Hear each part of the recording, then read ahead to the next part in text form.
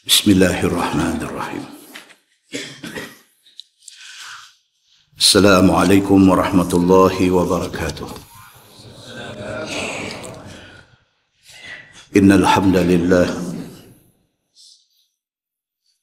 nahmaduhu wa nasta'inuhu wa nastahdihi wa nastaghfiruh.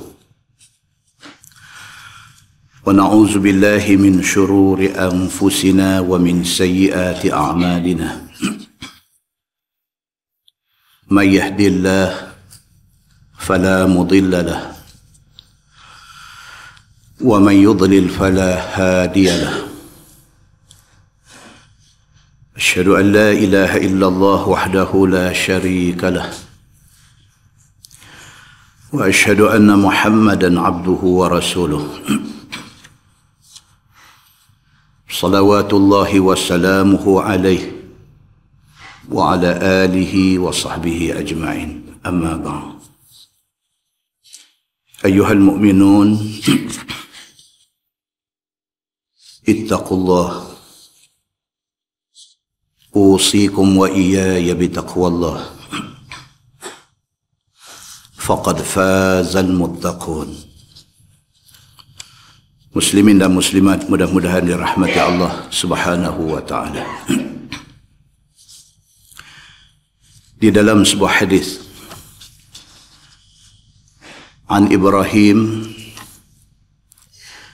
yakni Ibn al-Ashtar an abihi radhiyallahu anhu anna Aba Dzar hadarahu al-maut wa huwa birrabadhah fabakat imra'atuhu فقال ما يبكيك؟ قالت أبكي لا يد لي بنفسك وليس عندي ثوب يسعك كفنا. فقال لا تبكي فإني سمعت رسول الله صلى الله عليه وسلم ذات يوم وأنا عنده في نفر يقول رسول الله صلى الله عليه وسلم ليموتن رجل منكم بفلاة من الأرض يشهده عصابة من المؤمنين. قال فكل من كان معي في ذلك المجلس مات فلم يبق منهم غيري وقد أصبحت بالفلاة أموت فراقبني الطريق فإنك سوف ترين ما أقول فإني والله ما كذبت ولا كذبت.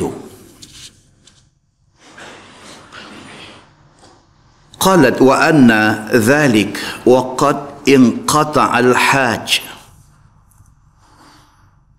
قال راقب الطريق. قال فبينا هي كذلك إذا هي بالقوم تخد بهم رواحلهم كأنهم الرخم فأقبل القوم حتى وقفوا عليها فقالوا ما لك؟ قالت امرؤ من المسلمين تكفنونه وتؤجرون فيه. قالوا ومن هو؟ قالت أبو ذر. ففدوه بآبائهم وأمهاتهم wa wada'u siyatahum fi nuhuriha yabtadiruna. فقال أبشروا أنتم النفر الذي قال رسول الله صلى الله عليه وسلم ثم قد أصبحت اليوم حيث ترون ولو أن ثوبا من ثيابي يسعني لم أكفن إلا فيه فأنشدكم الله ألا يكفنني رجل منكم كان أميرا أو عريفا أو بريدا فكل القوم كان قد نال من ذلك شيئا إلا فتى من الأنصار كان مع القوم قال أنا صاحبك ثوبان في عيبتي من غزل أمي وأجد ثوبي هذين اللذين علي قال أنت صاحبي فكفني أو كما قال hadis Hasan riwayat Imam Ahmad. Muslimin dan muslimat yang dirahmati Allah sekalian, daripada Ibrahim ataupun nama kunyahnya Ibnul Ashtar. Dia bukan sahabat Nabi, tapi dia daripada kalangan tabi'in. Dia kata hadis ni dia ambil daripada bapa dia. Bapa dia nama Malik bin Al-Harith, juga tabi'in, bukan sahabat. Bapa dia kata, Abu Dzar seorang sahabat Nabi, ketika dia mendekati kematian dia. Abu Dzar waktu dia sakit kuat, waktu dia tengah lorat nak mati, dia berada di satu tempat yang bernama Rabazah. Rabazah ini satu kawasan padang pasir. Dia ada, kalau hari ini dia ada di sebelah timur Madinah. Dan kita daripada Mekah, kalau kita nak pergi Madinah, kita cacak naik ke atas lagi. Sampai di Madinah tu, dia pihala ke timur, padang pasir. Ada satu tempat, nama tempat tu Rabazah. Satu kawasan yang remote, satu kawasan yang isolated, satu kawasan yang terpencil. Jarang-jarang baru ada orang lalu di kawasan tu. Dalam keadaan dia duduk tunggu nak mati, isteri dia menangis. Isteri dia dipanggil Ummu Dzar. Dia Abu Dzar, isteri dia Ummu Dzar. Menangis isteri dia. Abu Dzar dalam keadaan sakit ni, dia kata dekat isteri dia, dia kata, ma yubkiki. Dia kata, awak yang menangis pasal apa? Dia tanya isteri dia, yang menangis ni pasal apa? Qalat, kata isteri dia, abki. Hang tanya aku menangis pasal apa?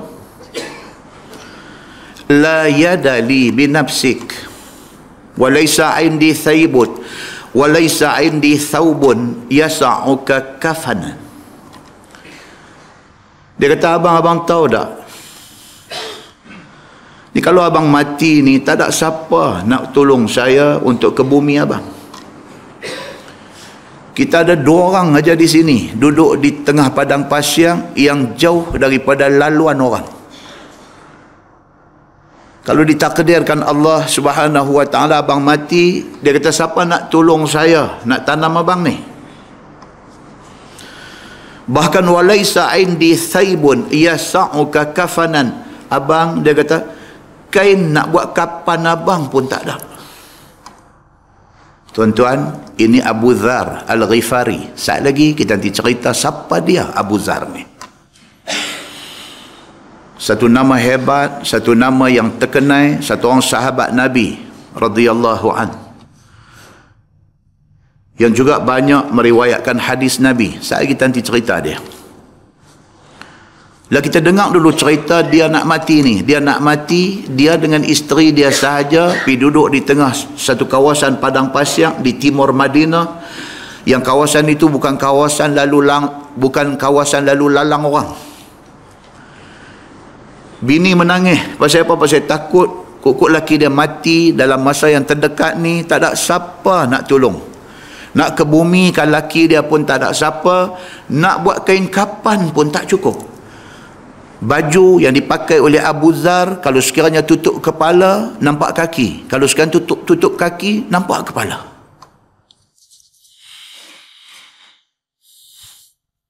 Muslimin dan muslimat yang dirahmati Allah sekalian. Bila bini dia kata macam tu, Abu Dzar kata dekat bini dia kata, la tabki. Dia kata, hang jangan duk menangis.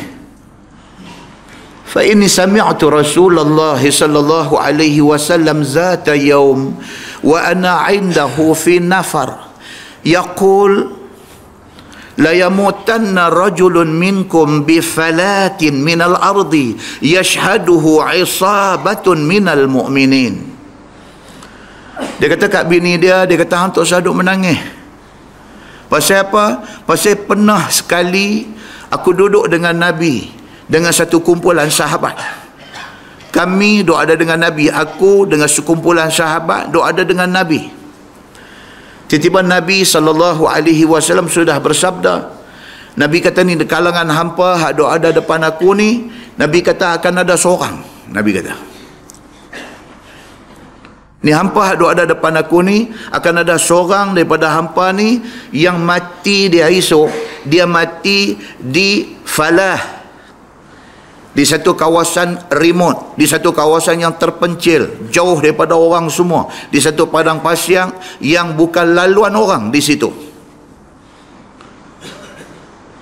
Tapi mati dia esok ni, Nabi kata, yashhaduhu 'isabatun minal mu'minin. Pada hari dia mati akan ada sekumpulan orang-orang beriman. Sebelum dia mati, dia doa ada di situ dengan bini saja. Tiba-tiba hari dia nak mati, akan mai isabah, satu kumpulan orang-orang yang beriman akan mai di situ. Abu Dzar radhiyallahu an, Nabi kata lagu tu, dia percaya. Kata dia, fakullu man kana ma'i fi dhalikal majlis mata. Dia kata, kami hak duk ada masa Nabi kata tu, semua mati dah, melainkan aku.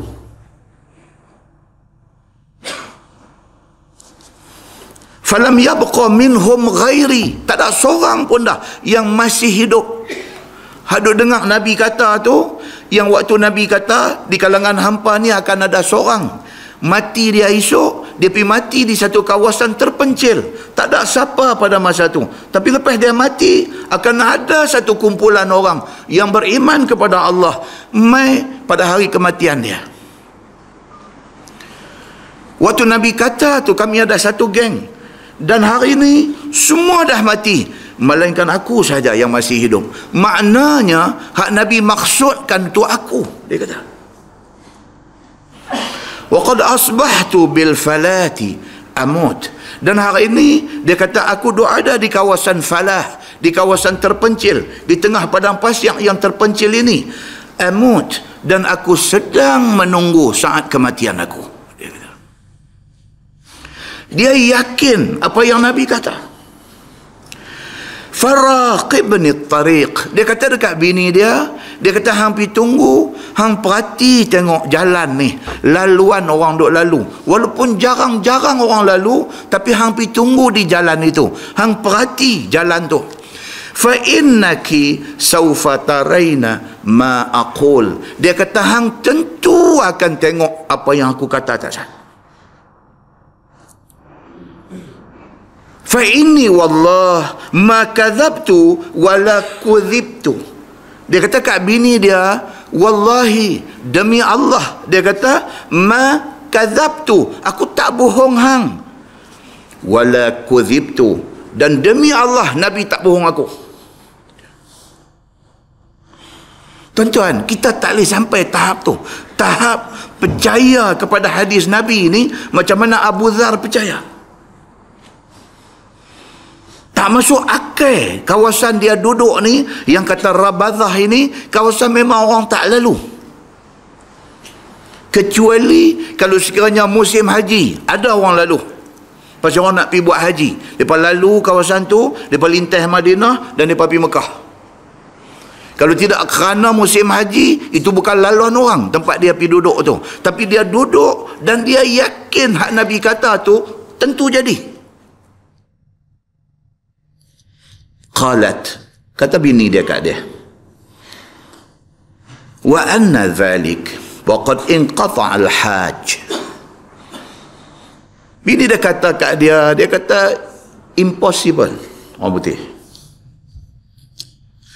Bini dia kata tak mungkin abang. Dia kata, ni abang kita duduk ni satu tempat yang orang tak lalu, wa qad inqata al-hajj, dan musim haji dah habis dah. Dia kata, bini dia kata, kalau kata ni nak main musim haji, kok ada orang lalu. Ni musim haji pun dah lepas dah. Tak mungkin akan ada orang lalu kok ni. Bini dia kata kat dia. Kata Abu Zar, raqibit tariq. Abu Zar kata kat dia, hang tu sudah cakap banyak, aku kata hang pi perhati tengok jalan tu, hang pi buat kerja tu. Dia yakin, tuan-tuan, hak Nabi kata tu. Kita hari ini bukan kata hak Nabi kata kita tak yakin. Quran kata pun kita tak yakin. Di situlah kedudukan kita dengan Abu Dzar radhiyallahu an. Abu Dzar bukan Quran kata, Nabi kata, dia pegang. Walaupun benda tu tak masuk akal, dia percaya. Dia kata pula kat bini dia, aku tak bohong hang, memang Nabi kata, dan aku yakin Nabi tak bohong aku. Kata rawi hadis itu, fabaina hiya kadzalik, dalam pada dia duk bercakap dengan bini dia dalam keadaan uzuk ni, dalam keadaan duk tunggu detik sakarat, detik nak mati. Dalam pada tu, takhuddu bihim rawahiluhum ka'annahum ar-rakham. Dalam pada tu, tahu mai sekonyong-konyong, tiba-tiba mai satu kumpulan rombongan yang menaiki kenderaan, satu kumpulan mai yang depa ni ka'annahum ar-rakham, mai depa ni macam satu kawan burung, sekelompok dalam rombongan berkenderaan dengan naik unta, dengan naik kuda, mai satu kumpulan macam sekawan burung duk mai. Fa aqbala al-qaum hatta waqafu 'alayha. Puak tu mai berhenti sebiji duk berdiri di depan bini Abu Dzar ni. Faqalu malak. Dia berkata dekat isteri Abu Dzar ni yang duk berdiri cegat seorang-seorang di laluan orang lalu ni. Duk berdiri tengah padang pasir, tak ada siapa, tak ada pokok, tak ada apa. Duk berdiri tang tu, depa mai depa tengok dia satu perempuan duk berdiri seorang-seorang, depa kata malak. Dia kata, kak, apa hal dengan kak ni? Duk berdiri tang ni. Qalat, jawab bini Abu Dzar, dia kata, imru'un minal muslimin tukaffinuna wa tu'jaruna fih. Bini Abu Dzar kata, dia kata, hampa ni salah seorang daripada hampa jemaah muslimin ini, hampa wajib kena tolong aku. Dia kata, hampa wajib kena tolong aku kafankan seseorang. Abu Dzar tak mati lagi masa tu, tapi duk nampak dah, saat-saat akhir tu sudah nampak. Bila kata dekat rombongan ini, dia kata, hampa ni kok mana cerita pun, hampa jangan pi lagi, tunggu Ustaz, apa-apa jadi, hampa kena tolong aku untuk kafankan seseorang. Wa tu'jaruna fih, dan hampa akan dapat pahala kalau hampa buat benda ni. Qalu, kata rombongan itu, wa man huwa. Dia kata, siapa dia yang nak mati, yang kami nak kena tolong kapan, yang nak kena tolong urus mayat dia, yang kalau kami tolong kami nak dapat pahala ni. Man huwa, siapa dia ni? Qalat Abu Dzar. Bini dia kata, orang itu ialah Abu Dzar, suami aku. fafadauhu biabaihim wa ummahatihim wa wada'u siyatahum fi nuhuriha yabtadiruna. Depa dengar nama Abu Dzar, satu nama yang sangat-sangat biasa dengar tapi tak pernah tengok. Dengar nama Abu Dzar pakai tarkampi, pergi tengok dia duduk terlentang dalam keadaan sakit, nak tunggu mati. Apa ada pakak buat keluar, nak bagi sedekah, nak bagi derma, nak bagi bantuan, macam tu. Pasal apa? Excited jumpa satu orang yang namanya besar. Tiba-tiba hari ni jumpa. Faqala abshiru, dalam pada duk nak sakit nak mati ni, cakap lagi. Dia kata dekat rombongan hak mai ni, dia kata abshiru, dia kata bergembiralah hampa. Nasib baiklah hampa ni.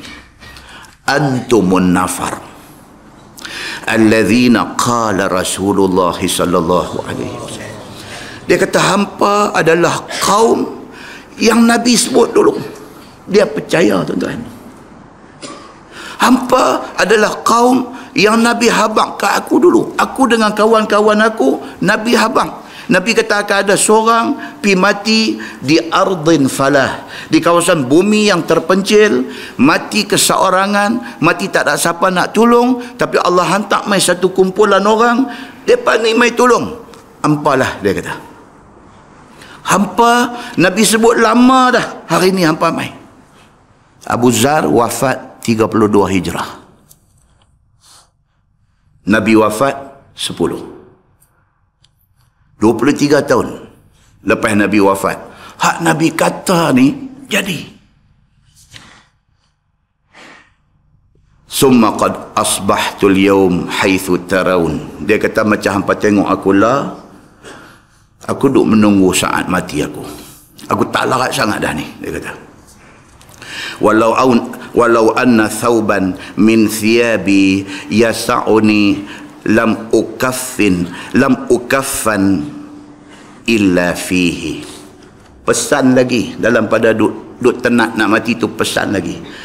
Dia kata kalau aku mati saat lagi, kalaulah kain hak aku duk pakai ni boleh buat kapan aku, padan dengan kapan dengan kain ni saja, aku tak mau kain orang. Tak lagi, tuan-tuan, kita cerita siapa dia Abu Dzar ni. Punya zuhud, punya tak mau dunia ni sampai macam ni. Dia kata kalau takdir aku mati saat lagi, kalau pakaian aku ni boleh lepas kapan aku, padan dengan kain ni aja, aku tak mau kain orang. Dia pesan dekat rombongan ini, fa anshudukumullah an la yukaffinani rajulun minkum kana amiran au arifan au baridan. Dia kata aku minta tolong dekat hampa. Dia kata saat lagi hak nak tolong kapan aku, nak tolong urus mayat aku saat lagi, kalau boleh aku nak orang tu bukan orang yang pernah jadi ketua, bukan orang yang pernah pegang jawatan. Aku tak mahu orang macam ni urus mayat aku. Tuan-tuan, takutnya dia dengan jawatan ni. Tuan-tuan muslimin dan muslimat yang dirahmati Allah sekalian, faham pada kita. Saya, tuan-tuan semua kerja. Tak kira lah kita kerja kerajaan ke, kita kerja private sector ke, kita kerja apa ke, dengan terpakai, dengan terguna barang hak bukan hak kita ni, tak payah elak. Tak payah elak. Kita guna barang tempat kerja, sedangkan guna bukan untuk kerja tapi untuk kita, tak payah. Tu kalau kerja. Kalau jadi bos, lebih lagi. Abu Dzar ni sampai macam tu. Dia tak mau ada calak, dia tak mau ada sikit cemar. Dia punya jaga selama ni dah sampai hari last ni, hari mati, dia tak mau orang hak pergi urus mayat dia tu orang yang ada masalah dengan Allah. Dia tak mau. Demi Allah, dia kata aku minta dekat hampa, kalau boleh, dia kata aku tak mau orang yang biasa jadi amir, orang yang biasa pegang jawatan jadi ketua urus aku saat lagi. Aku minta yang tu. Fakullul qaum kana qad nala min dhalik Kata rawi hadis ni, mana nak cari? Semua hak duk ada tu, biasa jadi pemimpin.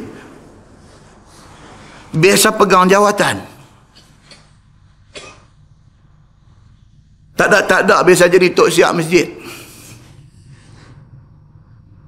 Jadi AJK masjid. Jadi setiausaha bendahari, pengurusi masjid. Setidak-tidaknya, biasa jadi presiden persatuan penduduk dalam kampung. Tak ada, biasa jadi JKK. Jadi nak cari seorang hak macam dia mau tu, semua kata pernah pegang amanah. Illa fatan minal ansar. Melainkan dalam tu ada seorang budak muda.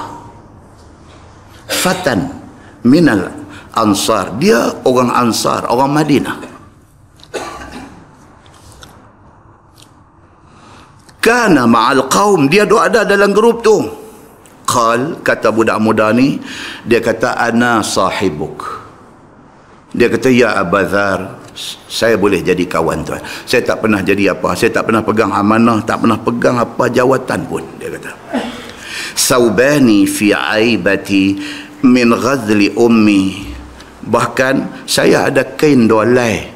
Kain tu mak saya yang tenun kain tu bagi kat saya. Memang kain tu bersih, tak ada hal kau kata ada unsur-unsur tak elok. Duit tu bersih, mak saya tenun daripada awal bagi kat saya. Kain tu dah ada.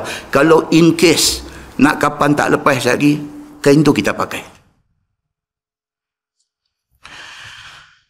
Kata Abu Zar, anta sahibi. Dia kata kalau macam tu hanglah sahabat aku. Dia kata. Tak lama selepas tu Abu Zar pun meninggal dunia. Dan dia dikafankan, diuruskan oleh budak ini. Hadis itu hadis Hasan, riwayat Imam Ahmad. Muslimin dan muslimah yang dirahmati Allah sekalian. Siapa Abu Zar? Nama dia Jundub bin Junadah. Dia daripada Bani Ghifar. Itu sebab dia dipanggil Abu Zar Al-Ghifari. Dia daripada Bani Ghifar. Bani Ghifar ini satu kelompok Arab yang terkenal sebagai qati'ut tariq, penyamun. Kasang dia ni, latar belakang dahsyat. Dia satu abang long besar dalam Bani Ghifar. Dia qati'ut tariq, dia ni bukan pencuri, dia penyamun di jalanan. Sebelum dia masuk Islam, dia seorang mulhid. Mulhid ni etis, tak ada agama. Dan dia tidak pernah dilihat oleh siapa-siapa pun sembah berhala. Tak pernah. Dia satu orang yang tak percaya. Segala tokong-tokong berhala ni tak percaya. Dia kira hang kerja, hang boleh duit. Hang tak kerja, hang tak boleh duit. Dia tak sangkut dengan Tuhan hidup dia. Hang tak jaga kesihatan, hang sakit. Hang tak makan ubat, hang mati. Dia dalam hal dia, dalam biji cepua dia, dia duk kira, dia tak ada sangkut dengan Tuhan. Dia mulhid, dia satu orang yang tak ada agama. Dalam pada duk jadi penyamun, dia duk samun orang yang lalu lalang di kawasan dia. Kawasan Bani Ghifar ni sangat strategik, kawasan cantik. Orang Mekah kalau nak pergi menjaga di Syam, Syam Syria lah, Mekah duduk belah bawah ni. Kalau mereka nak pergi menjaga di Syam, mereka mesti kena lalu kawasan Bani Ghifar ni. Masa lalu tu, puak ni duduk tunggu, duduk pintai misai. Memang kena. Memang kena. Mereka ni penyamun di kawasan tu. Dalam pada duduk jadi penyamun ni, sampai ke telinga dia, sampai ke pengetahuan dia, kata di Mekah, sudah muncul satu orang yang bernama Muhammad, mengaku kata jadi Nabi. Bila dia dengar benda tu, dia ajak abang dia. Abang dia nama Unais. Dia ajak abang dia, dia kata, abang, jom aku nak pergi tengok yang kata Muhammad ni. Dalam pada dia satu penyamun yang mulhid, yang tidak ada agama. Allah nak pilih dia ni. Itu dia tuan-tuan. Itu yang kata rencana Allah.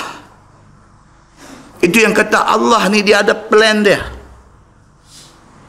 Tuan-tuan jangan terkejut kalau sekiranya esok Donald Trump mengucap asyhadu an la ilaha illallah. Jangan terkejut. Pasal apa? Benda ni ada dalam ilmu Allah. Allah tahu siapa nak jadi apa. Siapa pernah sangka Barack Obama nak pergi jadi Presiden Amerika? Dia satu orang kulit hitam. Dia boleh jadi Presiden Amerika dan dia daripada asal usul Islam. Barack Hussein Obama. 2 term, 2 penggal dia jadi Presiden Amerika.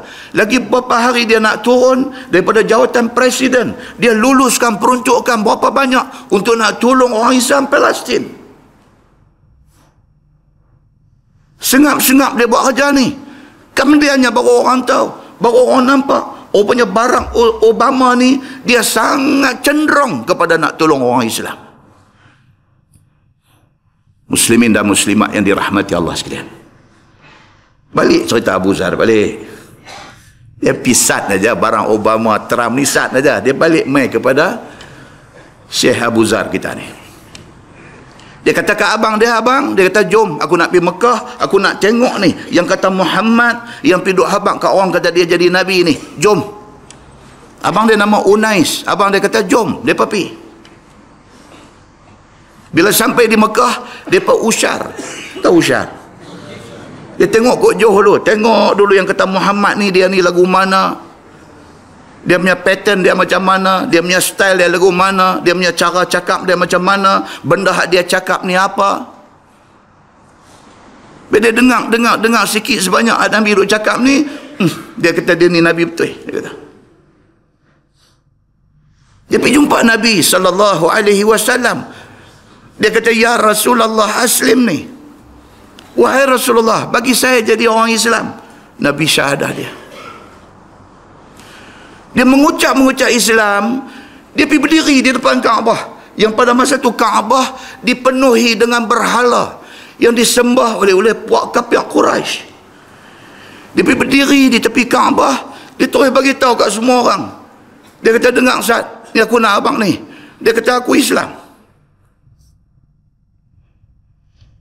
Muslimin dan muslimat yang dirahmati Allah sekalian.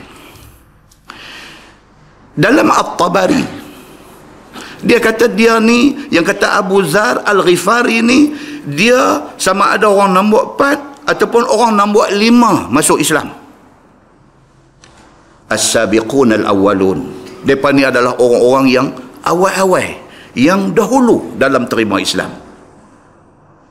Imam At-Tabari kata daripada sumber-sumber yang dia dapat, Abu Zar sama ada nombor 4 ataupun nombor 5. Tuan-tuan, nombor 4, nombor 5 ni top 10.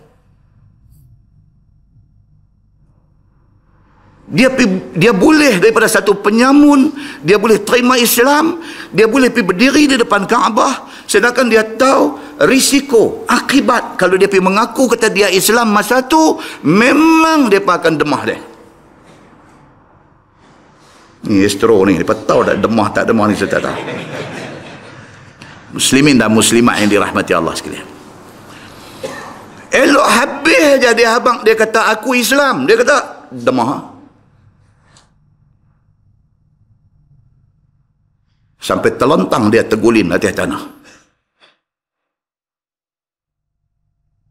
Angkat balik, esok mai pula abang lagi sekali.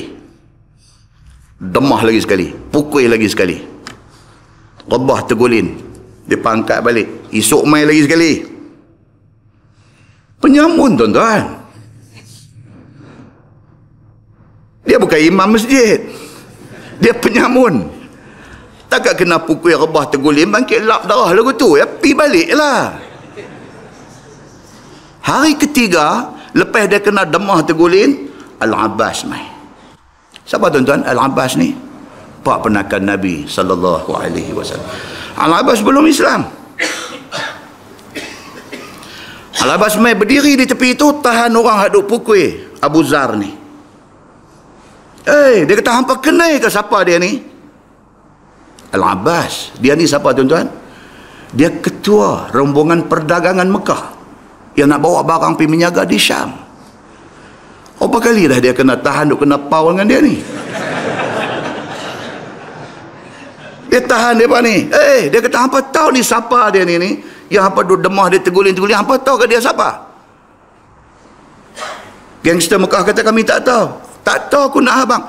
Inilah, dia kata, kepala, di antara kepala masam Bani Ghifar. Dia kata, hampa duk pukul dia ni, dia seorang. Hampa duk pukul dia ni, hampa tak ingat ke esok satu hari kita nak bawa barang dagangan kita, kita nak pergi menjaga di Syam, kita nak lintah kampung dia. Dia kata, nek cuak apa-apa tu. Kata, awak tak abang? Kata, abang long.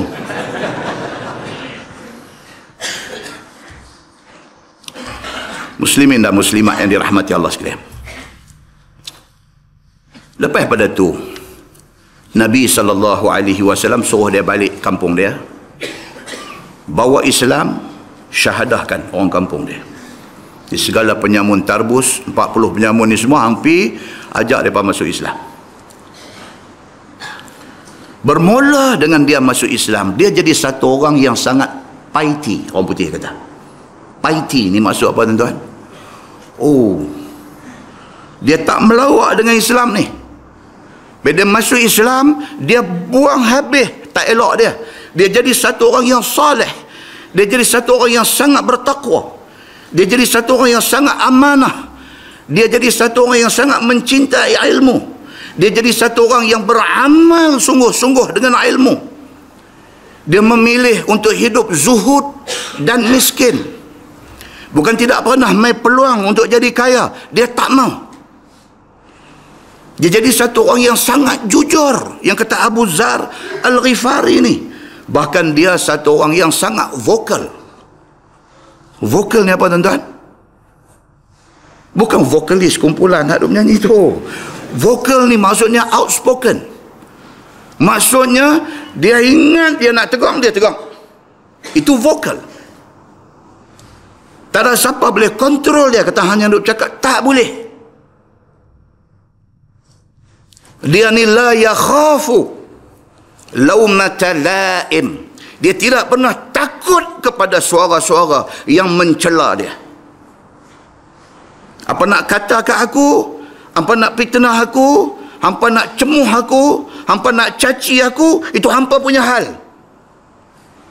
Aku nak kata, aku kata. Muslimin dan muslimat yang dirahmati Allah sekalian.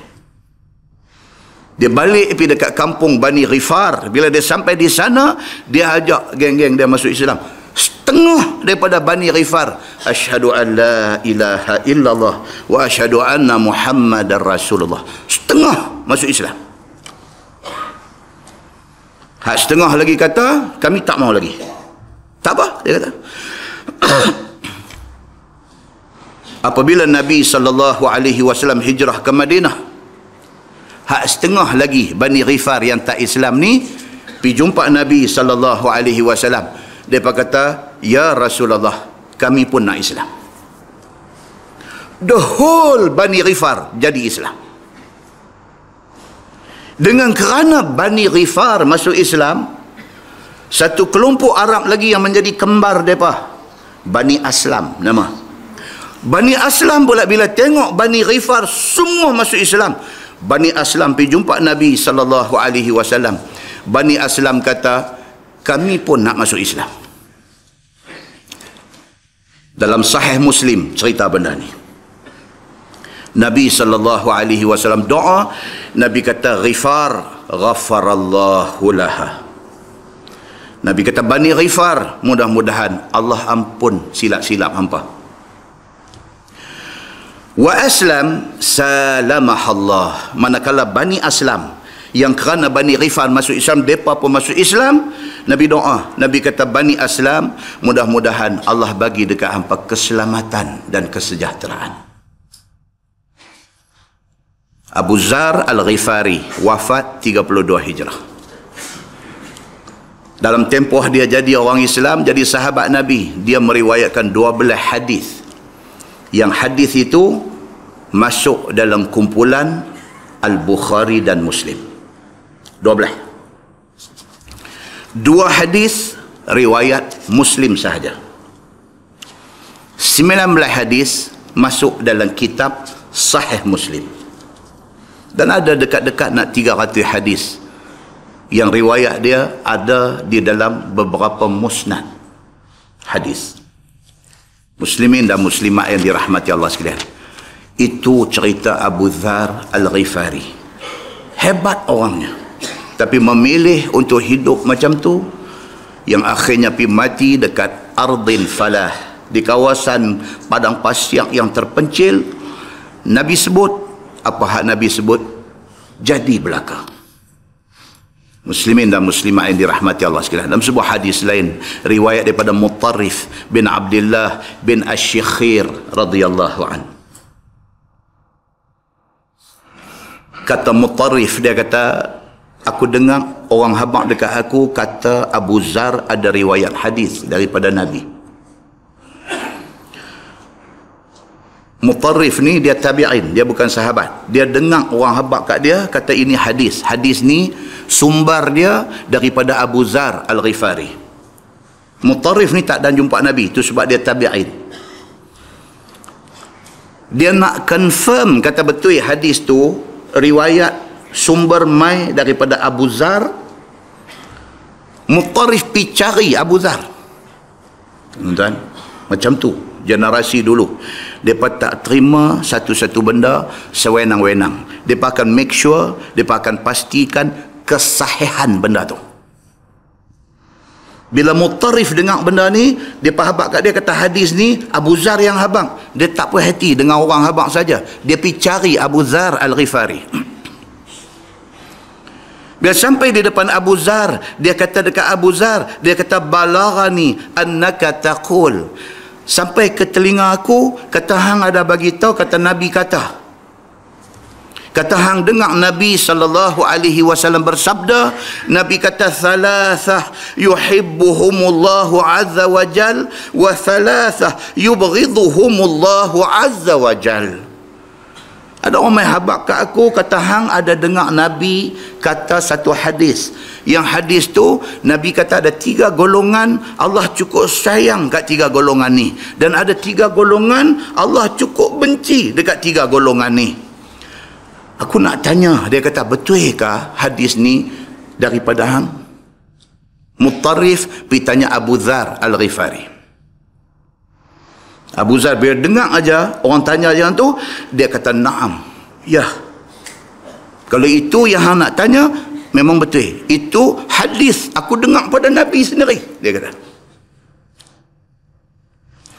Kemudian kata dia, hak ni nak abang ni, yang kata Abu Dzar ni, dia kata apa? Fama akhaluni akdhibu ala khalili Muhammadin sallallahu alaihi wasallam.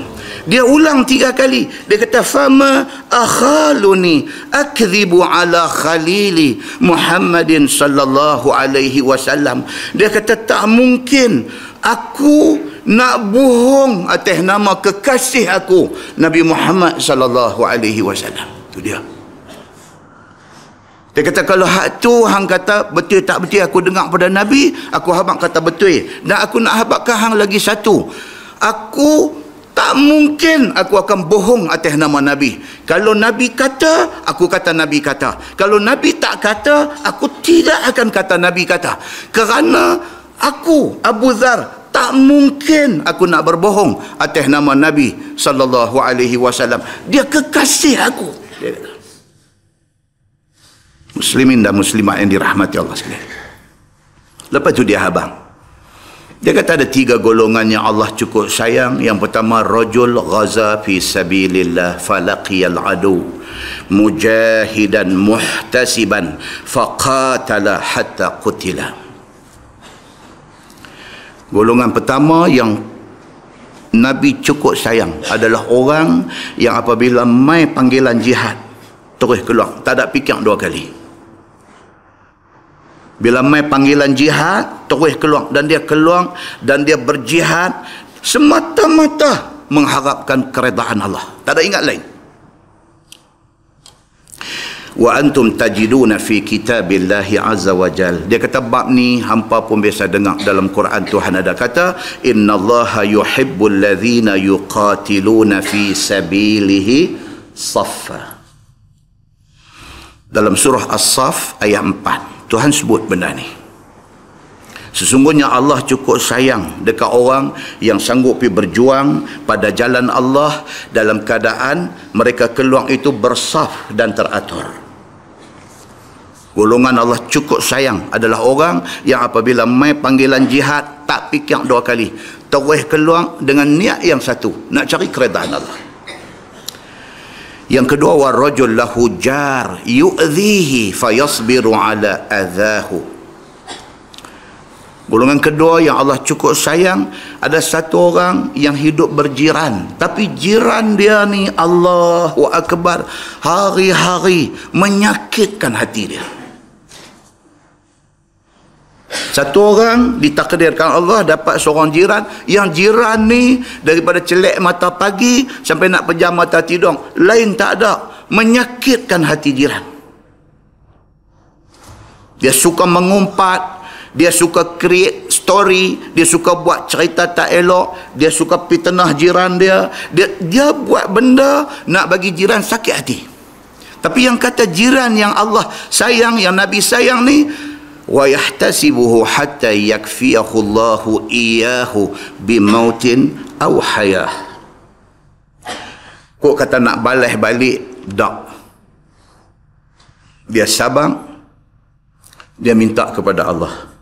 Allah, engkau sahaja Tuhan yang boleh stop kejahatan dia ni. Sama ada Allah nak stop jahat dia dengan ubah hati dia bagi jadi dia insaf, bertaubat, ataupun bagi dia mati. Engkaulah Allah yang urus dia ni. Aku tak akan buat apa kat dia, aku tak akan jawab balik apa dia kata. Dia sabar, dia mengharapkan Allah untuk tolong dia dalam nak menyelesaikan masalah jiran jahat ini. Allah sayang jiran yang macam ni. Yang ketiga, warajul yakunu ma'a qaum fayasiruna hatta yashqa alaihimul kara awin nu'as fayanziluna fi akhiril lail fayaqum ila wudu'ihi wassalatihi. Golongan ketiga, Allah cukup sayang. Ada satu orang yang ikut rombongan. Dalam rombongan ni ramai kawan, berjalan jauh, penat, letih dan mengantuk. Tapi malam bangkit juga untuk bertahajud. Allah sayang orang macam ni. Kita tak letih pun tak bangkit. Kita ni tak letih apa pun, main mengaji aja, balik tak bangkit. Tapi orang yang duduk di dalam musafir ni penat tuan-tuan. Tu saya kata pergi Songkla, pergi Phuket. Tuan-tuan pergi umrah pun penat. Daripada nak turun rumah, daripada sampai di airport, daripada Kerenah airport, daripada hal nak check in barang, daripada naik kapal terbang 8 jam duduk keras kediang atas bangku kapal terbang pula, naik Air Asia X pula. Tu dia macam sempit. Aku duduk keren macam tu, penat. Nak buat tahajud, dia kata pakai dah, lain kali banyak hari lagi dah. Sampai di Madinah sampai di bumi Nabi sallallahu alaihi wasallam, ambillah korang-korang satu malam tahajud di bumi Nabi. Tak buat. Nabi sayang dekat satu orang yang duduk dalam rombongan yang penat, letih, mengantuk, tapi tang bangkit malam untuk tahajud, dia tak tinggal. Nabi sayang, Allah sayang orang macam ni. Dan kata Abu Zar Al-Ghifari, Nabi SAW beritahu ada 3 golongan Allah cukup murka, cukup marah, cukup benci kepada 3 ni. Siapa mereka ni? Yang pertama, Al-Fakhurul Mukhtal, golongan yang sombong dan bangga diri. Sombong, tak boleh orang tegur. Dia saja boleh tegur orang, dia tak boleh ditegur. Fakhur, bangga diri. Dia rasa dia yang terbaik, dia yang paling faham. Dialah orang macam ni, Allah tak suka, Nabi tak suka. Abu Zar kata, hampa bukan tak tahu, wa antum tajiduna fi kitabillah. Quran pun ada sebut benda ni, innallaha la yuhibbu kulla mukhtalin fakhur. Surah Luqman ayat 18. Sesungguhnya Allah Subhanahu Wa Taala tak suka kepada orang yang sombong dan bangga diri. Yang kedua, Allah tak suka wal bakhilul mannan, kedekut, bakhil. Sekali dia bagi duit ke orang, duit sebut tu lah sampai sebulan. Al bakhil, kedekut. Al mannan, mengungkit. Nak rasa duit dia ni, mereka kata kalau dapat sujud syukur, tak boleh rasa. Kalau sekali dia terbagi ke apa ke, dia duk sebut tu lah, dia jumpa siapa pun dia duk abang tu lah. Allah tak mahu orang macam ni. Dan yang ketiga, wattajir wal bayya' al halaf. Yang ketiga, Allah tak suka, Nabi tak suka businessman yang jual barang, sekali dengan jual barang, sekali dengan mulut cakap sumpah palsu. Yang ni benih elok ni. InsyaAllah saya duk jual tak pernah siapa komplain. Sumpah palsu. Kalau jual mutan masam dengan tak lekang apa mau cukup. Kalau jual derayan mangkang. Tapi mulut ni bersumpah kata benda elok. Allah benci orang macam ni. Muslimin dan muslimat yang dirahmati Allah sekalian. Kesimpulan dia, satu, jadikanlah diri kita orang yang Allah kasih. Cari jalan macam mana pun, buat benda baik, harap-harap dengan buat baik Allah sayang kita. Yang kedua, elak diri daripada jadi orang yang Allah benci. Tak mau. Kalau kita tahu dah benda ni kalau buat tak bagus, nak bolehkah Allah benci kita, Nabi tak suka kita, tak sabar. Yang ketiga, pastikan apa juga benda mai telinga kita, pastikan kesahihan sebelum disebarkan. Muslimin dan muslimat yang dirahmati Allah sekalian, Allah bagi kat kita 24 jam sehari. Seminggu ada 168 jam. Sehari 24 jam, seminggu 168 jam. Tak bolehkah kita bagi balik dekat Allah 3 jam seminggu? 3 jam daripada 168 jam. Bagi balik 3 jam ya kepada Allah. Dengan main masjid, pahala yang i'tikaf dapat. Dengar kuliah, cerita pasal Quran, pasal hadis Nabi. Untuk kebaikan kita, bukan untuk kebaikan siapa-siapa. Tak bolehkah 168 jam Allah bagi balik dekat Allah seminggu sekali aja. Sekali aja di mana-mana masjid untuk bagi balik masa yang Allah bagi kepada Allah Subhanahu wa taala. Kita masih ada baki 168 jam lagi ada seminggu.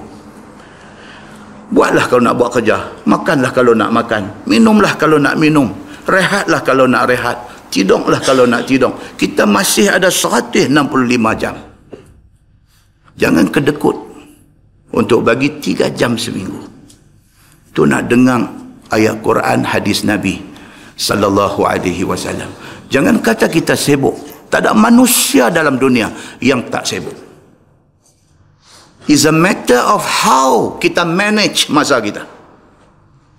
Persoalan dia macam mana kita nak urus masa kita. Itu saja. Jangan kata sibuk.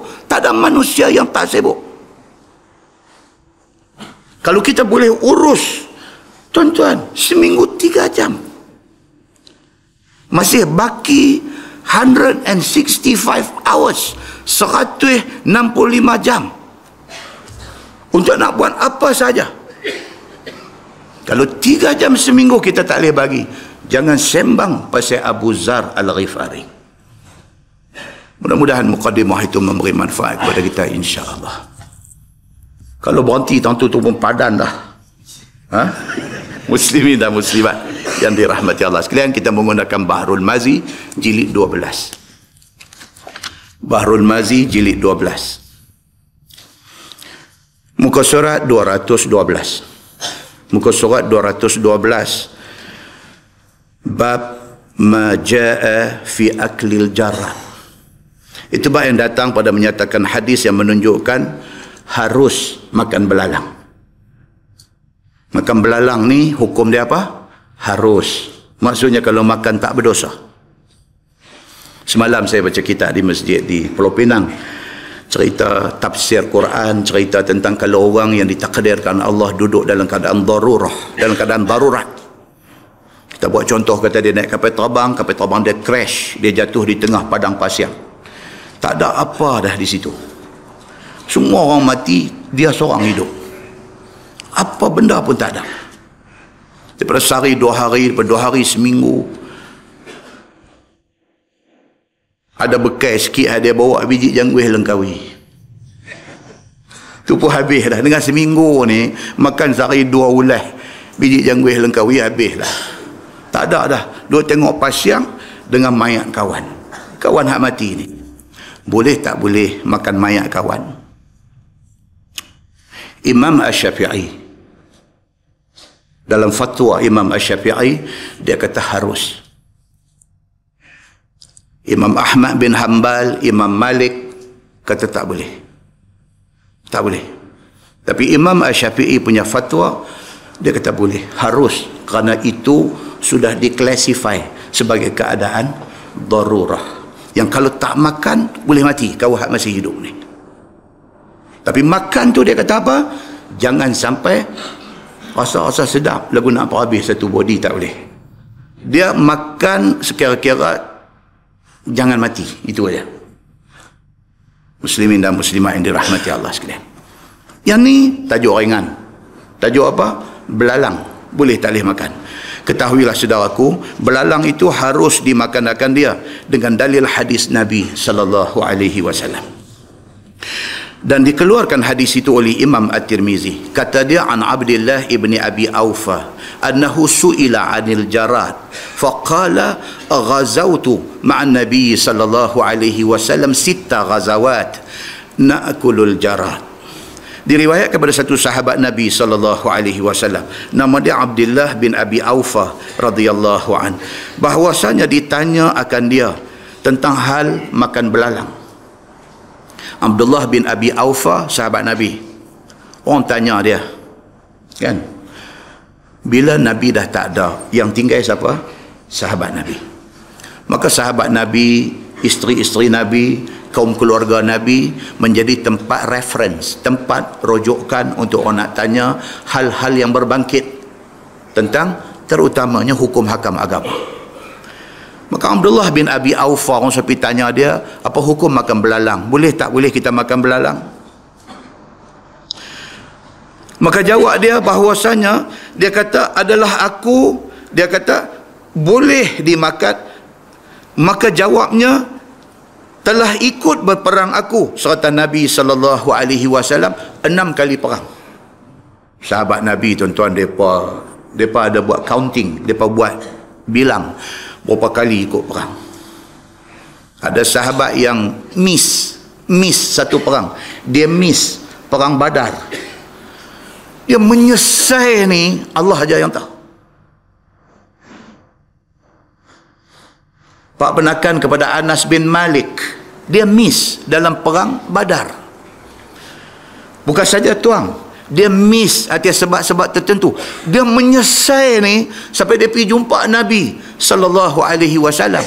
Dia kata dekat Nabi, dia kata, ya Rasulullah, dia kata aku menyesal pasal aku miss perang Badar. Kalau sekiranya Allah takdirkan ada perang lain lepas ni, dia kata tuan tengoklah apa yang saya akan buat dalam perang itu.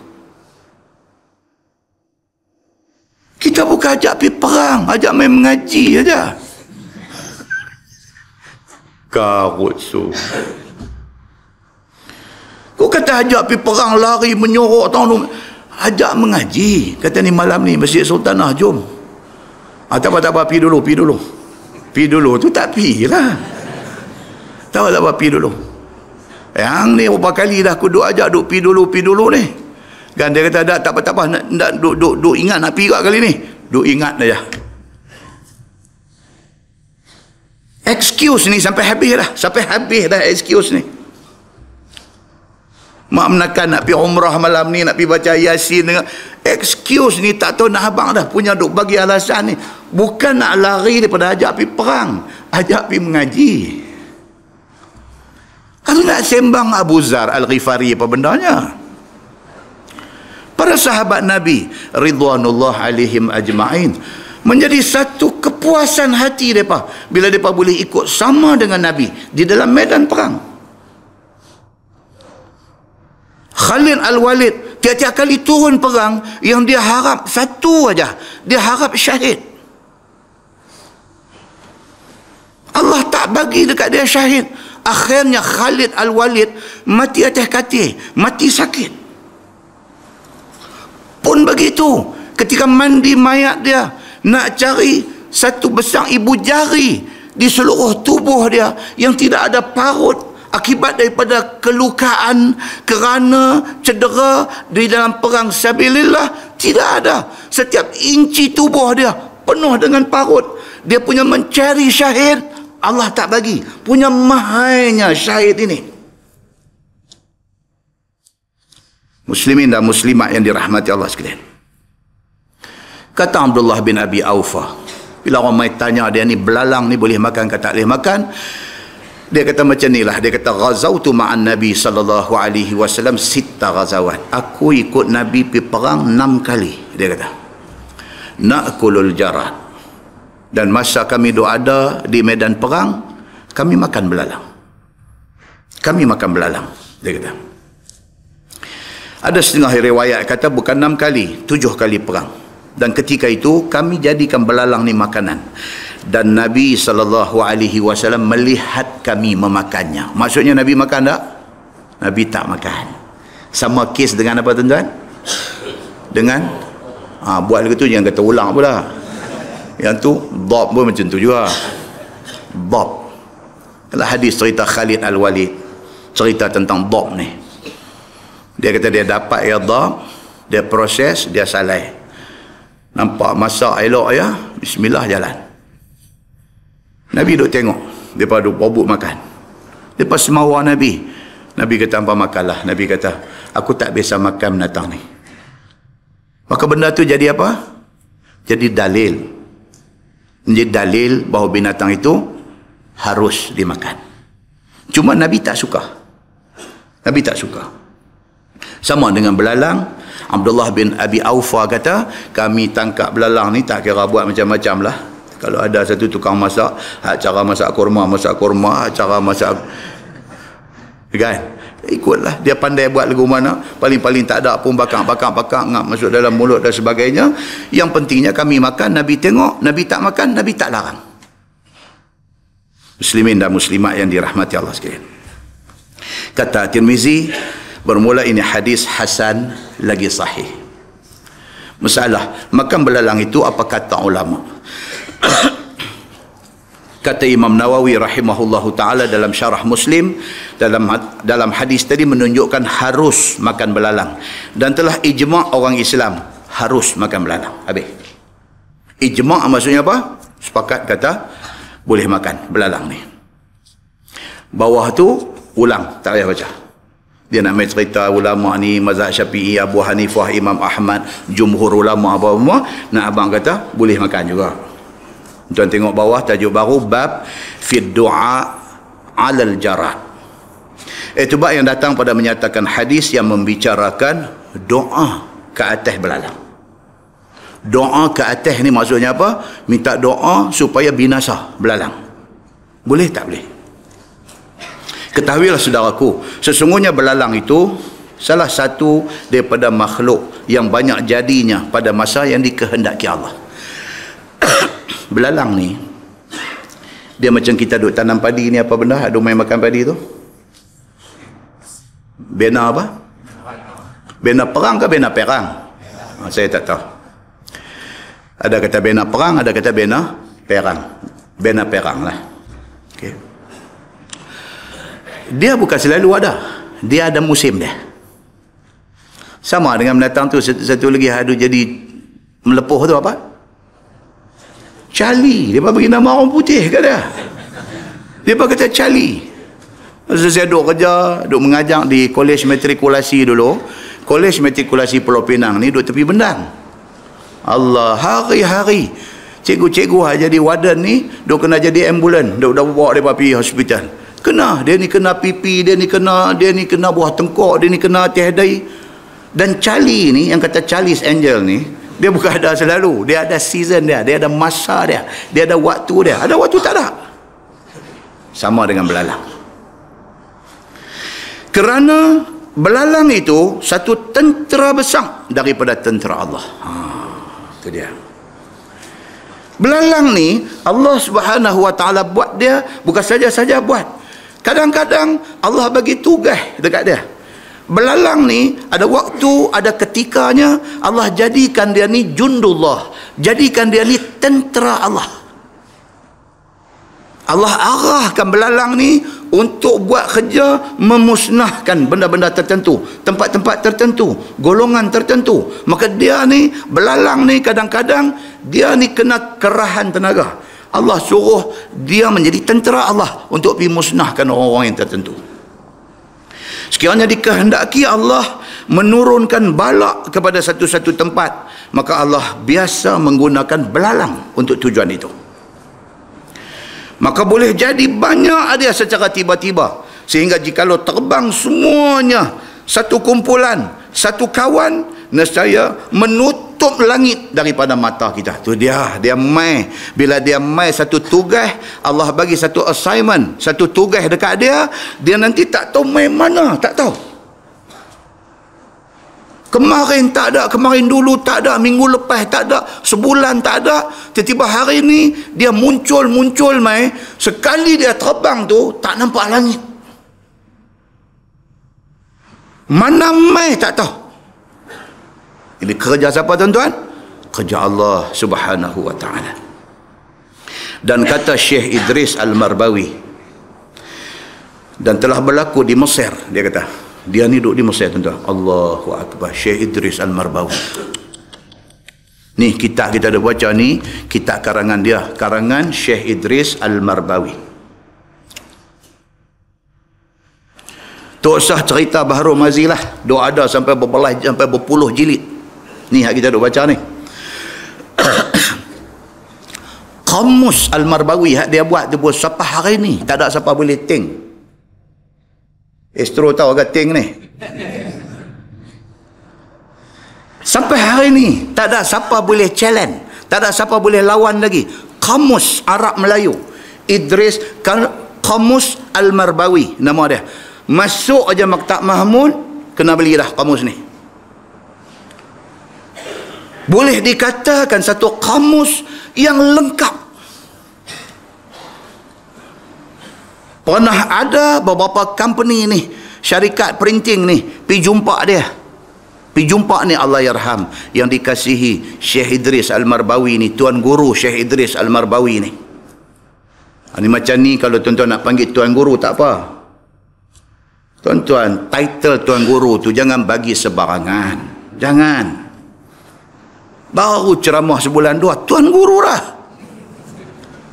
Simpanlah title tu, bagi harga dekat title tu. Jangan bagi sebarangan. Kadang saya duk tengok dalam Facebook ni naik takut. Tuan Guru juga dia ni pun. Padan dengan panggil ustaz, sudahlah. Tu pun dah cukup baik dah, ustaz tu. Cukup baik dah. Tuan Guru ni simpan. Bagi dekat Tuan Guru ni Aziz, tak apa. Bagi dekat Tuan Guru Dr. Harun Din, tak apa.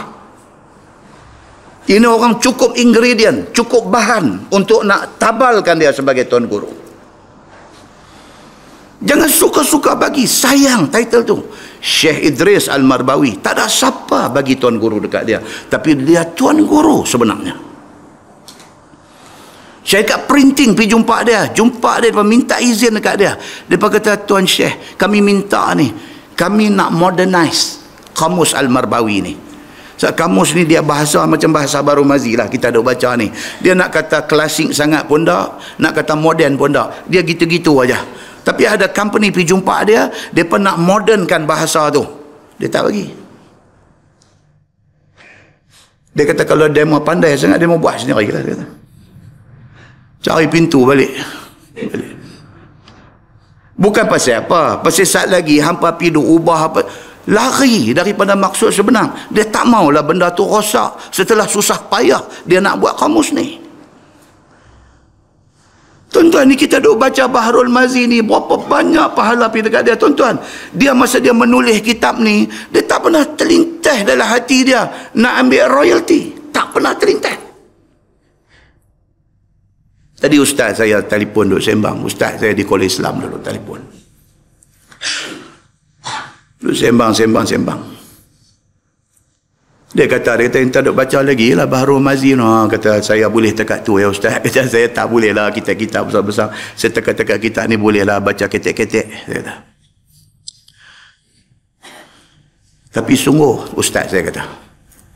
Dia kata tapi sungguh, dia kata heran no, dia kata ustaz saya kata. Heran no. Kalau kita jadikan teks baca kitab di masjid ni, kita ambil kitab Rumi, hak orang duk tulis banyak-banyak lah ni, macam-macam profesor, doktor apa tulis macam-macam. Kalau kita ambil kitab-kitab tu baca, dia karan tak ada.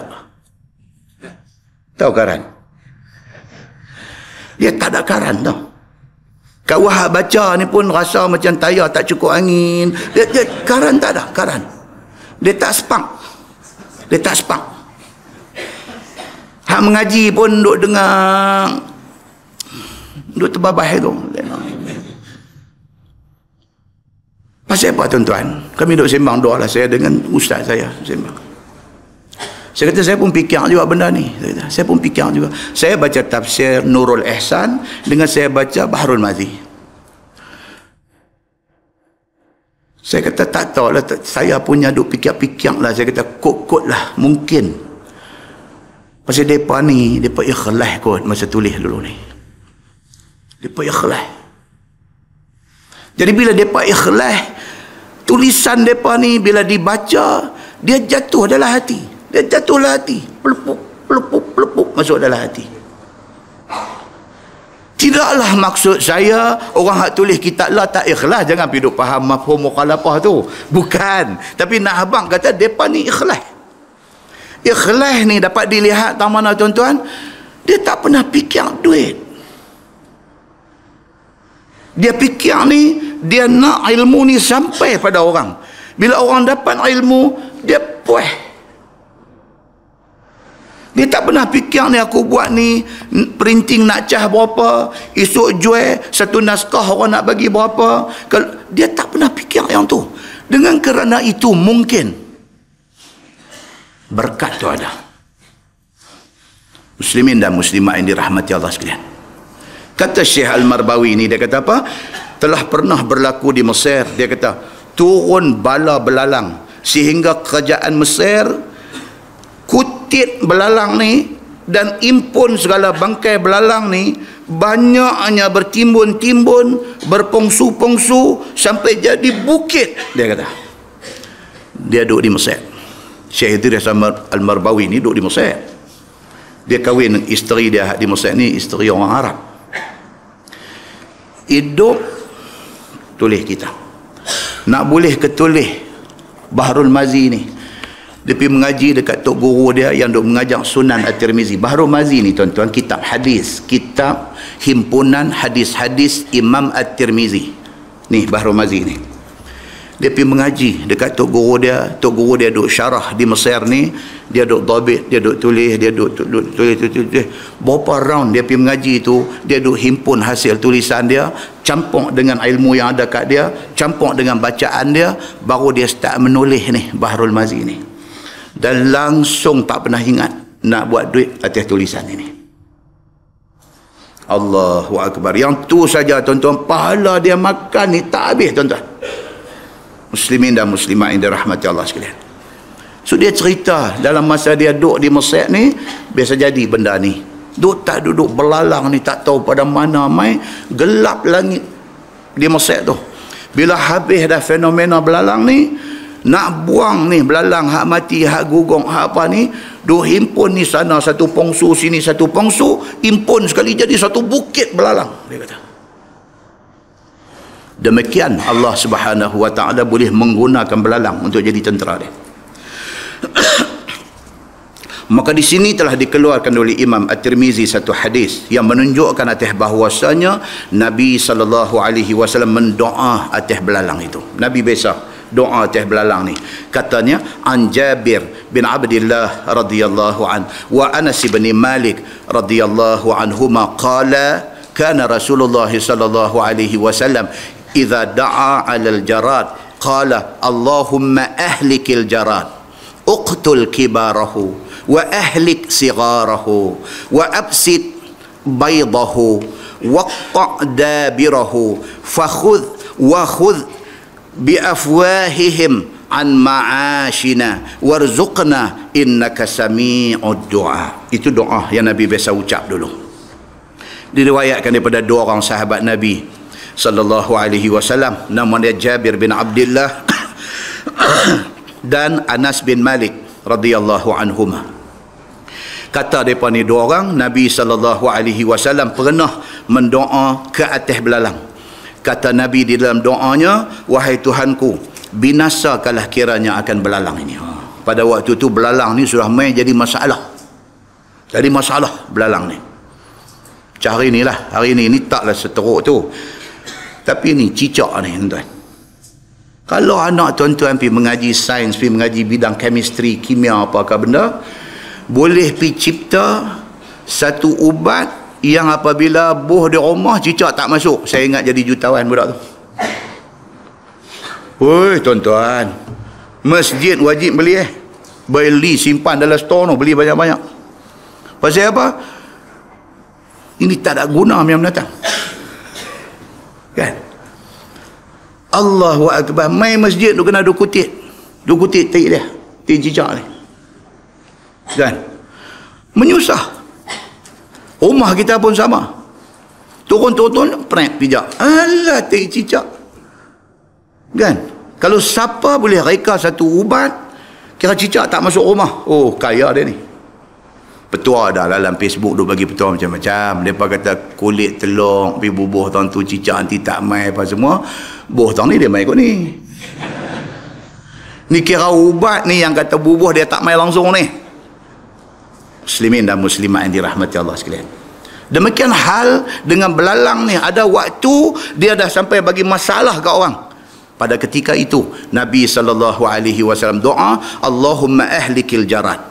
Nabi minta, ya Allah ya Tuhanku, binasakanlah belalang ni, matikanlah kiranya belalang yang besar-besar dan belalang yang tua-tua, binasakanlah juga yang kecil-kecil daripada belalang, dan juga burukkanlah, kemurukkanlah telok-teloknya. Tu dia, tu kira Nabi nak pukul rapat tu. Minta bagi binasakan belalang ni daripada Tok Nek, Tok Wan, sampai pak dia, sampai pak cik, mak cik dia, sampailah kalau dia telur ni bagi kemuruk, terus bagi jadi keluar main belalang. Dan habiskan semuanya. Jangan tinggalkan satu pun, jangan tinggal sekong pun, Nabi kata. Nabi doa macam tu. Rapat Nabi bagi. Dan tegahkan mulut-mulut belalang itu daripada merosakkan tanam-tanaman kami. Bisa mulut dia ni. Mulut belalang ni bisa. Macam mana mulut ni yang kata cali apa tadi ni, yang kata ni bena perang apa, sama. Dia bagi jahanam tanam-tanaman orang. Dan bagilah rezeki kepada kami akan sebagai rezeki yang mewah. Nabi minta kepada Allah supaya Allah bagi rezeki kepada Nabi dan juga sahabat-sahabat Nabi, bahwasanya engkau Tuhan yang memperkenankan doa. Muslimin dan muslimat yang dirahmati Allah sekalian. Sambung hadis tu, faqala rajul, ya Rasulullah, kaifa tad'u ala jundin min ajnadillah biqat'i dabirih. Bila satu sahabat dengar Nabi doa macam tu, dia kata, awak Nabi doa macam ni. Dia terus kata Jabir, satu orang laki-laki yang dengar doa Nabi tu, terus laki-laki tu kata, ya Rasulullah, pasal apa tuan hamba doa ke atas tentera daripada tentera-tentera Allah? Dia kata, sampai habis binasa mereka ni. Dia duk faham belalang ni Allah pernah guna untuk jadikan tentera, untuk nak lawan musuh Allah. Kalau dibinasakan belalang ni macam mana? Dia jadi macam tu. Bila didengar oleh Nabi SAW pertanyaan yang demikian itu, maka sabda Nabi SAW, faqala Rasulullah SAW, innaha nathratu hutin fil bahri. Sabda Nabi SAW, bahwasanya belalang bukanlah satu umat yang terasing, yang mustaqil, bahkan ia daripada embuh ikan di dalam laut. Itu kalam Nabi. Yang kalam itu menjadi perbincangan di kalangan ulama-ulama hadis. Perbincangan apa? Bincang adakah belalang ni menatang darat atau menatang laut. Pasal hadis Nabi kata belalang itu innaha nathratu hutin fil bahri. Belalang ini adalah hembusan ikan paus di dalam laut. Adakah belalang ni menatang laut? Itu perbincangan dia. Cut short kepada perbincangan hadis ni, Imam Asy-Syafi'i kata belalang ni binatang darat. Dan kalau siapa dalam keadaan ihram haji ataupun ihram umrah, kalau dia pergi ketuk belalang dalam keadaan dia dalam ihram, dia kena bayar denda. Dia kena bayar denda. Bagi golongan ulama yang kata dia binatang laut, dia kata tak kena. Tapi Imam Syafi'i kata belalang menatang darat. Bukan sahaja dia menatang darat, bahkan siapa yang dalam ihram pergi ketuk belalang, dia kena bayar denda. Seorang saja sahabat Nabi, Abu Sa'id Al-Khudri. Abu Sa'id Al-Khudri dia kata apa? Dia kata belalang binatang darat. Tapi kalau orang dalam ihram pergi katuk belalang, tak kena denda. Dia seorang aja. Tapi jumhur ulama kata kena denda. Muslimin dan muslimat yang dirahmati Allah sekalian, insya-Allah lepas ini kita masuk bab fi akli luhumil jallalah wa albaniha. Ni tajuk ni kita dah habaq dah beberapa bulan lepas, baru dia mai tajuk khusus dia. Hari itu kita habaq pasal apa? Pasal masa tu timbul isu tentang kambing yang menyusu susu anjing. Lepas itu timbul perbincangan, kambing tu dia isap susu anjing. Kambing tu macam mana? Bolehkah kita minum susu dia? Bolehkah kita makan daging dia? Lepas itu saya dah bagi satu sinopsis masa kuliah berapa bulan dulu tentang hukum makan binatang yang dipanggil al-jallalah. Binatang al-jallalah ni ringkas dia apa dia? Binatang yang makan najis. Simple contoh kita bawa apa dia? Ayam. Zaman lah susah dah lah. Pasal lah semua rumah jamban tutup elok. Zaman dulu ni. Satu zaman dulu orang duduk tepi laut. Kan? Tahu mana dia punya tempat dia? Dia modelkan pelikat selai. Terutamanya subuh-subuh, gelap pagi tu. Antara nampak dengan tak nampak tu. Tahu ada satu orang tak nampak kepala tapi nampak roti mengalir aja. Siapa? Pasal dia tarik kain pelikat dia, dia tutup kuat atas, roti mengalir dia yang duduk tayang. Dia lepas satu khazanah negara, dia lepas di situ. Mailah yang kata ayam ni terekam, patut clear. So ayam sudah makan najis, boleh tak boleh kita makan ayam? Itu dia tajuk yang akan datang. Dia kata tentang akli luhumil jallalah wa albaniha. Apa hukum makan binatang yang makan najis? Makan daging dia apa hukum? Makan susu dia. Kalau dia binatang ada susu, minum susu dia. Apa hukum dia? InsyaAllah kita tengok dalam kuliah yang akan datang, insyaAllah.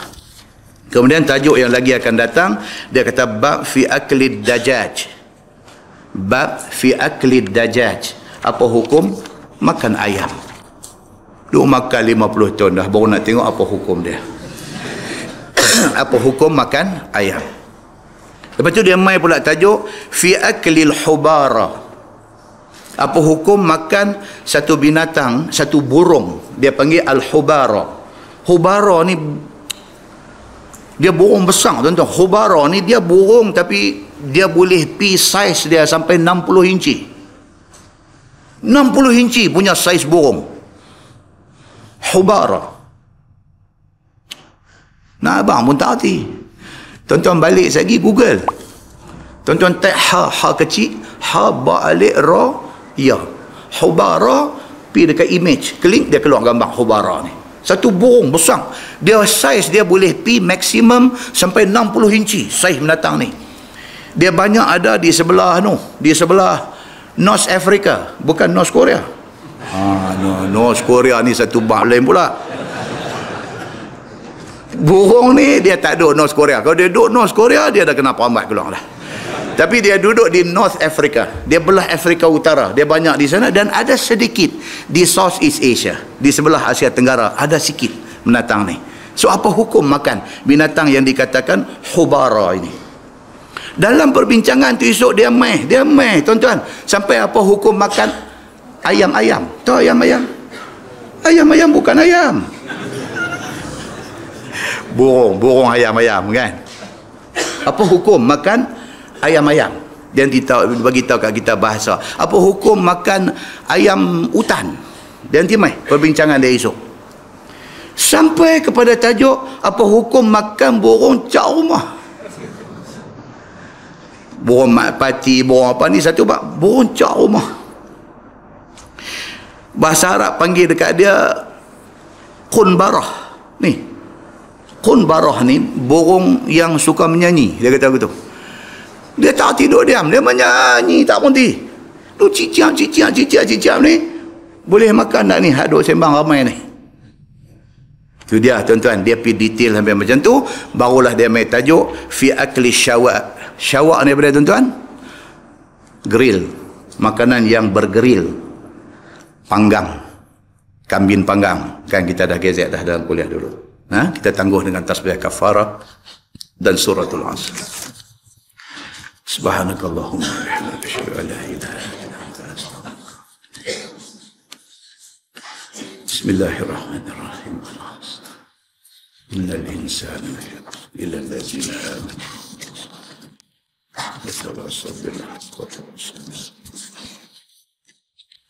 اللهم صل على محمد في الأولين والآخرين وسلم رضي الله تبارك وتعالى عن ساداتنا أصحاب سيدنا رسول الله أجمعين. بسم الله الرحمن الرحيم. الحمد لله رب العالمين حمدا يوافي نعمه ويكافئ مزيده. يا ربنا لك الحمد كما ينبغي لجلال وجهك الكريم وعظيم سلطانك.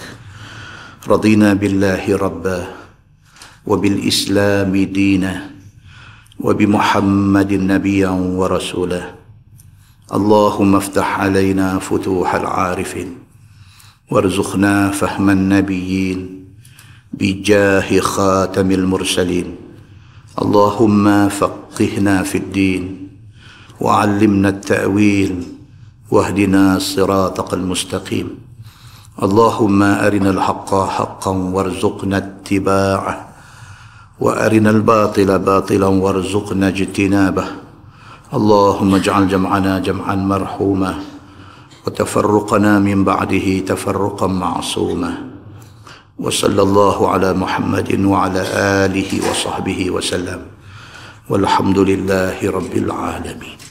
السلام عليكم.